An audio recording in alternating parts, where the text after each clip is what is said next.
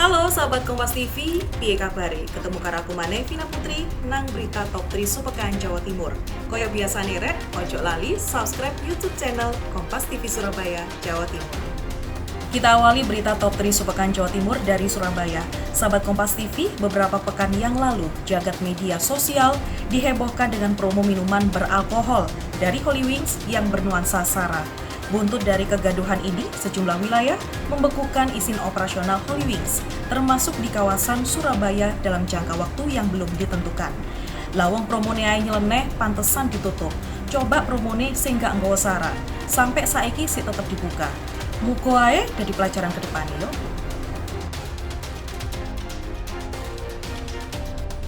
Pemerintah Kota Surabaya membekukan izin operasional Holy Wings Surabaya hingga waktu yang belum ditentukan. Langkah tersebut sebagai buntut perkara promosi minuman beralkohol dengan nama Muhammad dan Maria. Pembekuan izin operasional Holy Wings di Surabaya ini mulai berlaku pada 27 Juni 2022 kemarin. Kendati dibekukan, Pemkot tidak mencabut izin dari gerai tersebut. Namun demikian, semua gerai Holy Wings di Surabaya dilarang untuk buka selama penanganan kasus dugaan penistaan agama yang menyangkut brand tersebut belum tuntas. Wali Kota Surabaya Eri Cahyadi menjelaskan penutupan sementara ini untuk meredakan gejolak di masyarakat, kendati memang pihak Holy Wings Surabaya sendiri telah menyampaikan permintaan maaf saat adanya audiensi dengan pihak kepolisian, KIP Ansor, dan elemen masyarakat lainnya. Holy Wings dikecam karena munculnya promosi minuman beralkohol dengan menggunakan nama Muhammad dan Maria. Dalam kasus ini, polisi telah menetapkan 6 tersangka. Kita sampaikan kemarin untuk ditutup dulu, ditutup terlebih dahulu sampai dengan kasusnya ditindaklanjuti ya. Dibekukan itu maksudnya dihentikan, dibekukan, gak oleh buka DC, tidak boleh buka sampai kasusnya ini tuntas selesai. Karena apa? Ini meredakan semuanya. Nah, kalau ini nanti seperti apa, tindak lanjutnya baru kita lakukan secara berkelanjutan ya, apa yang harus diambil tindakannya. Beralih ke sorotan berikutnya, sahabat Kompas TV, pekan lalu warga di Jalan Siwalan-Kerto Tengah, Surabaya dikemparkan dengan penemuan jasad bayi laki-laki di dalam rumah. Kurang dari 24 jam, berdasarkan laporan warga, polisi langsung menangkap pelaku yang merupakan ibu kandungnya sendiri. Sing durung dikei rezeki anak pengen duwe momongan. Lah sampe niku Bu dikei rezeki anak kok malah disio-sio toh?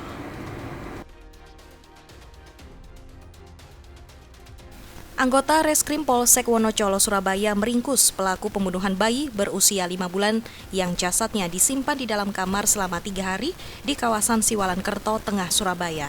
Pelaku yang merupakan ibu kandungnya ini ditangkap saat sedang berlibur di Yogyakarta usai membunuh bayinya. Kurang dari 24 jam, anggota Reskrim Polsek Wonocolo Surabaya mengungkap kasus jasad bayi berusia 5 bulan yang disimpan di dalam kamar rumah di kawasan Siwalan-Kerto Tengah, Surabaya Sabtu sore kemarin. Polisi meringkus perempuan berusia 25 tahun bernama Eka yang merupakan ibu kandung dari bayi tersebut. Eka diringkus di Yogyakarta saat tengah berlibur pada Sabtu malam. Dari hasil penyidikan polisi, bayi laki-laki berusia 5 bulan ini ternyata dibunuh oleh ibu kandungnya dengan cara dianiaya hingga tewas di atas kasur kamarnya. Dengan teganya, pelaku pun membunyikan kematian anaknya dan meninggalkan jasad bayinya di dalam kamar dengan pergi liburan. Sebelumnya, kasus penemuan jasad bayi berusia 5 bulan di dalam kamar sebuah rumah di Jalan Siwalan-Kerto Tengah, Surabaya ini terjadi pada hari Sabtu 25 Juni 2022. Warga menemukan kejanggalan karena sang bayi diinformasikan oleh neneknya telah meninggal sejak hari Kamis 23 Juni 2022 dini hari dan baru dilaporkan meninggal dunia ke pengurus kampung pada hari Sabtu sorenya. Kita beralih ke sorotan kriminal lainnya, sahabat Kompas TV. Penembakan misterius orang tak dikenal terjadi di Sidoarjo Senin malam 27 Juni 2022 lalu. Seorang pengepul barang bekas warga desa Tenggulunan, Kecamatan Sandi, Sidoarjo, jadi korbannya. Dalam kejadian ini, polisi telah menangkap salah satu pelaku penembakan. Sedangkan menurut istri korban, motif pelaku diduga didasari karena dendam. Leono masalah yo kudu diselesaikan dhisik. Ojo sampai grundel ning jero ati. Akhirnya malah ono sing dadi korban kan?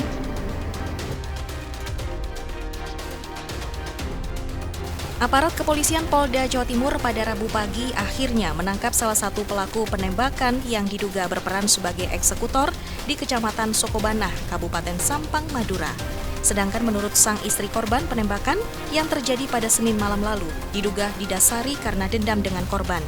Hingga kini korban penembakan orang tak dikenal yang terjadi pada Senin malam lalu di Desa Tenggulunan, Kecamatan Candi, Sidoarjo bernama Sabar, masih terus menjalani perawatan intensif oleh tim dokter Rumah Sakit Umum Daerah Sidoarjo akibat 2 luka tembakan yang mengenai leher dan bahu korban hingga mengalami kondisi kritis dan masih belum sadarkan diri.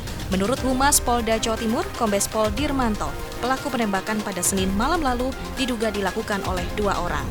Pemeriksaan kepada tersangka JO sendiri hingga kini masih terus dilakukan oleh aparat kepolisian.